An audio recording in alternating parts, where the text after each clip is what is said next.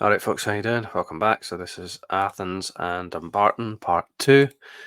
Once again, we're going into The Great Deception by Commons Beaumont. Disclaimer, under Section 107 of the Copyright Act 1976. This is made for fair use for purposes such as criticism, comment, news reporting, teaching, scholarship, and research. Falkirk. So the sites of importance in our quest are Old Kirkpatrick, Kirkintilloch, Castle Carry, and Falkirk.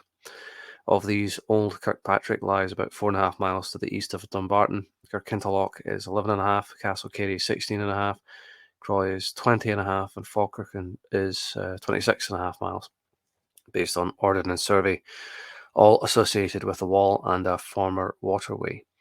The suggestion to be made is that Falkirk was the original Falenum, Athens' long-distance port. There exists much confusion about the origin of the wall or walls as to which were built by Romans and which by Britons. The wall or fortification was originally a turf rampart with a parallel fosse or ditch alongside it. So you can see the sites of importance here from the point of view of like Google Earth. I'll put them all in there for you. Between the two seas, so according to the Antonine Iter, there were no fewer than 22 or 23 forts where Roman troops were quartered, but they were not all in existence at the same time. About 230 to 237, according to Gildas, the Britons appealed to Rome, who drove back the enemy and then ordered them to build a new wall between the two seas. This they erected of turf, but it failed to keep the enemy out. Again, they appealed to Rome and again were assisted to erect a wall, this time of stone from sea to sea. The original turf wall with its ditches goes from the Clyde to Falkirk.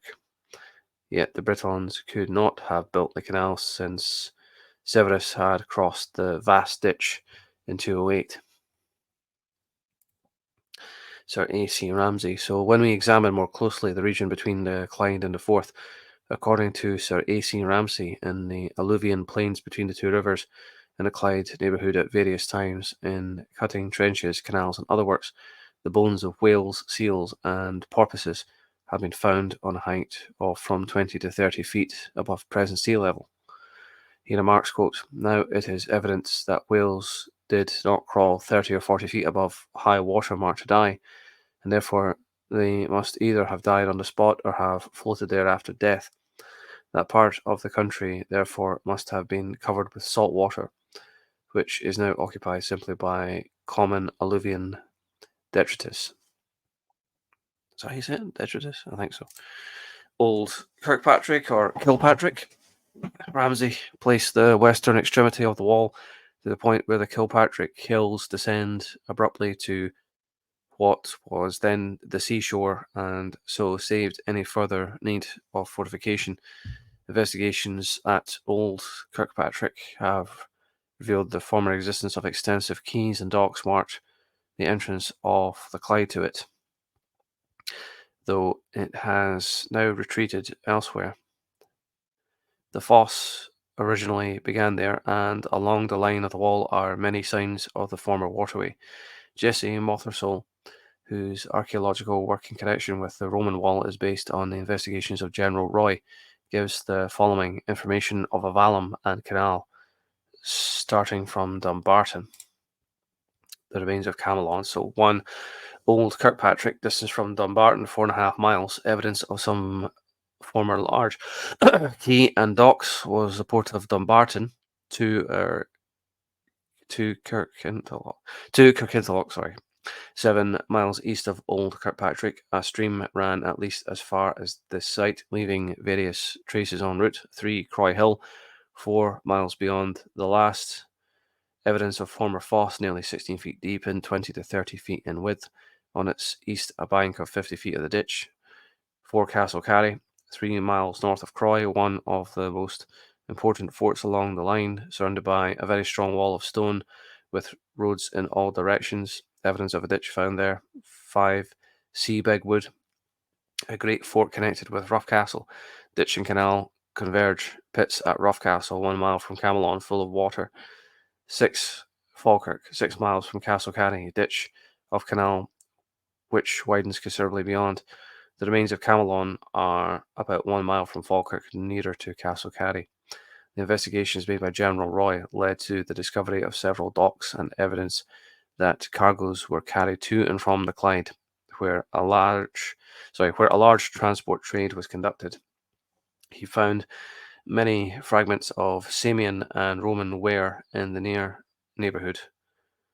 It was consequently a port of considerable importance. The distance between this once maritime harbour and Dumbarton along the line shown was approximately 24.5 miles, a distance accorded to the long walls. An ancient canal. So it appears also that an ancient canal linked the two extremes from Old Kirkpatrick to Falkirk. Ramsay also refers to the port of Falkirk, which assists in understanding its early position. Quote, the remains of these docks near Falkirk were described in detail by General Roy when commencing the triangulation of Scotland for the Ordnance Survey. When built, they were of course close to the tide and stood on the banks of the stream called Carron, believed by Geeky to have been tidal, but the sea does not come near to them now. When we view this accumulation of evidence of a former waterway in connection with the other evidence which points to Dumbarton as the original Athens, in which old Kirkpatrick answers to the original Piraeus, it is impossible not to identify Falkirk as the original long port of Athens, Phalerum, a great castle in the centre. So, in fact, we can only explain the maritime activities of Athens in her historical period with the presence of this port having its outlet to the Eastern Sea, namely the Hellespont, so essential to her naval supremacy. Here lies the explanation of the long walls to Phalerum. It may be added that the early charts of the Venetians, the Mediterranean Venetians, reveal an interesting route whereby their vessels which entered the Clyde evidently passed through the isthmus, where a large castle is indicated. Mothersole, describing the wall, says that before Severus repaired the forts, there was a famous place marked in maps with a great castle in the centre. The survivors of Xerxes' Persian fleet. So, from the foregoing, therefore, we are justified in drawing the conclusion that the survivors of Xerxes' Persian fleet rowed their ships through the canal, escaping from the Athenians and assembled at the port of Phalerum without molestation, as the Athenians were manifestly prevented from following them along the canal since the Persian army occupied its banks. Falkirk, like many other important sites through the ages, possessed various names, from the biblical Hinnom near Jerusalem, also as Camelon or Camelodonum, and earlier as Pen Fahel, Pen Gaelic head, Fal or Phalos, lime, e.g., the lime region as Falkirk is, hence the name of Phaleron. Interesting. Camelon or Camelodunum. So other aspects of its position might be mentioned. Falkirk, although geographically in Stirlingshire, lies adjoining the region of Cumbernauld, which even yet is a detached part of Dumbartonshire, away from the modern borders. There is always a reason for such detached parts of countries, and the inference is that at some past date, this area was a part of the Atticote country. If a former conjecture may be indulged in, it seems possible that its later name of Camelon or Camelodunum, the Roman adaptation, was derived from the Campbell clan, formerly pronounced Camel, whose territory in early days were doubtless in the region of Inveraray as now, and that they were the original Lacedaemonians or Spartans, who subsequently became the important power in these parts. The Clyde estuary. So I cannot continue here at length to indicate the changes in the bed of the Clyde through the centuries, but one certain fact emerges, namely that the actual situation of Dumbarton on the very shores of the Clyde estuary leaves no possibility of any port in its near neighbourhood. Archaeological researches at the beginning of this century discovered a prehistoric pile structure with a landing stage at Dumbarton, 1 mile from the city, within the former high water mark, and another at Land Bank on the opposite bank of the Clyde, said to date back to the early Bronze Age. The original Hellenic states. So, in considering such evidence as has been advanced, recollecting more notable features of this inquiry, we have the split rock formation of the original Athens found at Dumbarton, but not on the Acropolis or the present city so named. There is also the salt well or brine pit existent at Dumbarton, but not at the other city.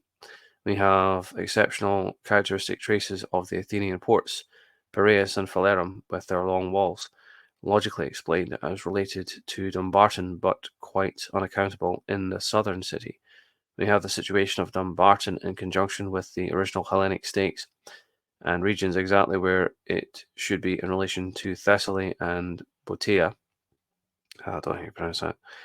Boeotia, with the Peloponnese nearly where we may trace the original site of Corinth and the Crinan Isthmus across Cantire, a region of great antiquity. We know the name of the tribe whose capital was Dumbarton was Attacotai, only a variation of Attica. Loch Ericht, the northern boundary. So similarly, the Butati, I don't know how you pronounce that, Butati, sorry, a very important gens who had charge of the Oracle of Erechtheus on the Acropolis of Athens, and were supposed to be descended from Butes, brother of Erechtheus, bearing a close resemblance to the name Bute, the island near to Dumbarton, and the name Erechtheus may be recalled in Loch Ericht, which may have marked the northern boundary of the Atticoti originally, and not least the use of the name Pryton in various ways as Prytanium, Prytania, etc., to denote distinction in the highest forms of citizenship and law, the Prytaneum being the centre of civic life and dignity, the council chamber, whose presiding genius acted much as does the Lord Mayor of London or the Lord Provost of Glasgow or Edinburgh today, but with greater powers. This famous city, so there are no Prytaneum remains in the present Athens, but it must be admitted that Dumbarton can shew nothing whatever of any such antiquities, although we may find an explanation in the occupation of it by the Romans and the complete sweep made by Euclid, later by the Norse pirate Daco. The history of Athens not long after the destructive Peloponnesian War, where clan fought furiously with clan by land and sea to the impoverishment of all is little known. This famous city became scarcely more than a dependent on the patronage of the Romans after its capture in 86 BC by Sulla, who destroyed or removed many of its treasures. Its greatest patrons were Hadrian and some of that emperor's friends or followers like Herodes Attica, who built the Odeon. Hadrian erected or rebuilt many temples and famous buildings, including the restoration of the Dionysiac theatre. More especially, he erected the great temple of Olympian Zeus, of which it is claimed that Pisistratus began to build it in BC 530, although he scarcely did more than lay the foundations, and that in BC 174, Antiochus Epiphanes, king of Syria, so active against the Jews, began to rebuild it, but died. How do you say this? Epiphanius? Oh, sorry, I don't know how to pronounce that. Somewhat strange that he should have intervened unless we look at the matter with a reconstructed vision, but perhaps the original foundations were built elsewhere. Let it be understood that I do not seek to disparage the modern Athens. If she's not the original city, she is the daughter and has inherited the Athenian traditions. Emperor Hadrian. So, nevertheless, the interest taken in the present Athens by Hadrian has a certain piquancy. I don't know, he's no idea how you say that. For that emperor travelled more widely than any other, except possibly Vespasian, who must recollect that he did things on a big scale, such as when he not only destroyed Jerusalem but completely obliterated it from the map until Constantine restored it elsewhere. In the same way, Hadrian was completely capable of transferring Athens to a suitable site more convenient to Rome, did he desire to do so, or if Athens, the daughter, had been established where it is now, of transferring any sites or buildings, or again, as there is reason to believe he visited Scotland personally, he may have instructed architects to set up or to, quote, restore certain classic temples or edifices elsewhere. The Athenian treasury. We know from Greek historians the records of the most famous buildings on the Acropolis, but we cannot be certain from examination of the ruins that all of them actually belong to the original dates or sites of the present Athens. One curious sidelight was revealed in connection with the Athenian treasury, which was restored many years ago by Hormol, with its inscription as follows. The letters and brackets being missing, no idea how you read that. The interpretation is, quote, the Athenians dedicated to Apollo first fruits of the battle of Marathon taken from the Medes.